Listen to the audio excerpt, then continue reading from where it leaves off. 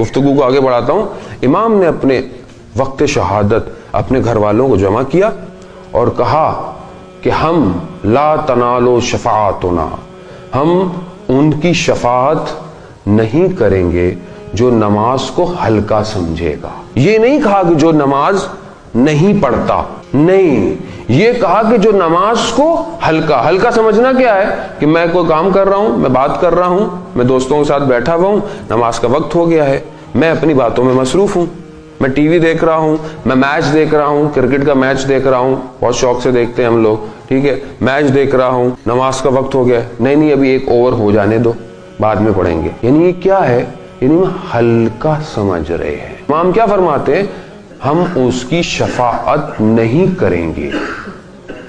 کریں گے جو نماز کو ہلکا سمجھے گا. عزیزان محترم، اپنی نمازوں کو مضبوط کریں.